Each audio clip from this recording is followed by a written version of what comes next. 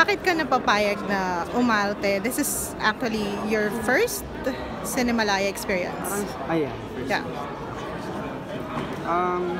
Lumapit sa amin si Direct Rev, sa amin ni Looney, and representa niya sa amin yung script for Respeto. Knowing Direct Rev, na mas matagal pa siyang hip-hop kaysa sa amin, na parang interesting to, ano kayang meron dito kay Direct. Yung pala ito yung first niya, sabak sa full-length film, and it's a rap movie. So, may namatay. Fusion yan. Joke lang. Ano yan? Yun, tapos nung narinig namin yung kwento, parang maganda yung pupuntahan nito Parang you put the culture of rap and yung Pinoy hip-hop into something na could be a really good project na pwedeng maging inspirational at maganda yung atake na legit. So, kumain kami ni Looney na supportahan namin yun para yung rap talagang rapper ang magra-rap. Parang yun.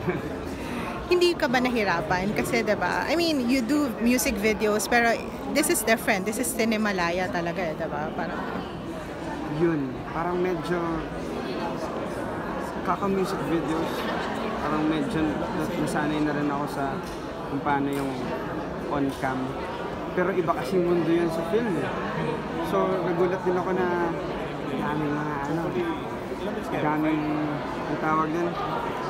daming mga elemento sa film na kailangan mo i-take into account. So, sa akin, ang challenge sa akin is I really need to act beyond the rap. Kailangan kong ikwento ng mabuti yung karakter na binigay sa akin. Kahit kahawig niya yung sarili ko. Kailangan ibang iba yung dating niya. Marami siyang pagdadaan na sobrang saya, sobrang lungkot, kaya extremes ng emosyon yung halo-halo. So, emotional exercise siya para sa akin. Binigyan ka ba ng freedom to actually tweak yung mga nirarap nyo or use... okay. Yeah. Bale, iniba talaga namin yung parts ko namin.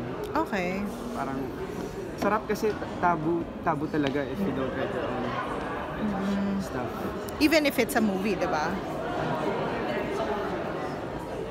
Oo.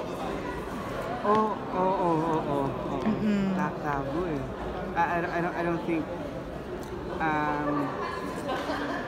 I think every rapper, regardless of kung saan ka mang medium, you should always use your own lyrics, your own style. Kahit may pinapasabi sa'yo, rap about this, that. You don't copy the exact rhythm and rhyme. You do your own. So parang ginawa namin yan na ganun yan. And enjoy naman siya kasi rap siya. Enjoy talaga. Pero what if hindi ka niya binigyan ng freedom? Will you still do it or? I think not.